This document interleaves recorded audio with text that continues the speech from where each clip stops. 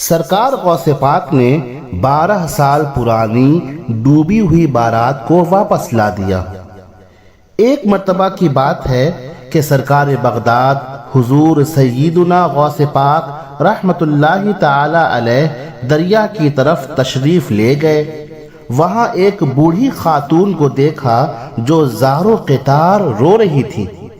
ایک مرید نے سرکار غوث پاک کی خدمت میں عرض کیا کہ اے مرشدی، اس بوڑھی خاتون کا اکلوتا اور خوبصورت بیٹا تھا، بیچاری نے اس کی شادی رچائی، دولہا نکاح کر کے دلہن کو اسی دریا میں کشتی کے ذریعے اپنے گھر لا رہا تھا کہ اچانک کشتی الٹ گئی اور دولہا دلہن سمیت ساری بارات ڈوب گئی۔ اس واقعے کو آج 12 سال گزر چکے ہیں، مگر ماں کا جگر ہے، بیچاری کا غم جاتا نہیں ہے۔ یہ خاتون روزانہ یہاں دریا پر آتی ہے اور بارات کو نہ پا کر رو دھو کر چلی جاتی ہے۔ حضور غوث العظم رحمت اللہ تعالی علیہ کو اس بوڑھی خاتون پر بڑا ترس آیا۔ آپ نے اللہ تعالی کی بارگاہ میں دعا کے لیے ہاتھ اٹھا دیے۔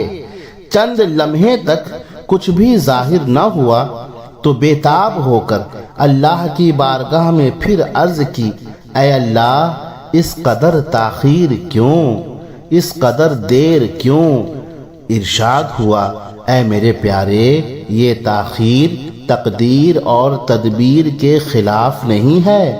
ہم چاہتے تو ایک حکم کن سے تمام زمین و آسمان پیدا کر دیتے، مگر حکمت کا تقاضا یہ ہے کہ 6 دن میں پیدا کیے۔ بارات کو ڈوبے 12 سال بیت چکے ہیں، اب نہ وہ کشتی باقی رہی ہے اور نہ ہی اس کی کوئی سواری۔ تمام انسانوں کا گوشت وغیرہ بھی دریائی جانور کھا چکے ہیں۔ ریزے ریزے کو اجزائے جسم میں اکٹھا کروا کر دوبارہ زندگی کے مرحلے میں داخل کر دیا گیا ہے۔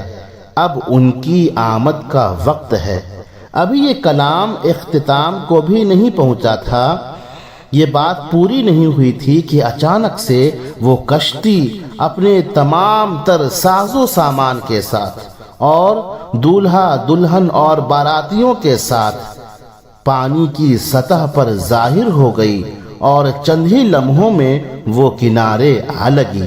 تمام باراتی سرکار بغداد حضور غوث پاک رحمت اللہ تعالی علیہ سے دعائیں لے کر خوشی خوشی اپنے گھر پہنچے۔ اس کرامت کو سن کر بے شمار کفار نے سرکار سیدنا غوث پاک رحمت اللہ تعالی علیہ کی خدمت میں آ کر ان کے دستے حق پرست پر اسلام قبول کیا۔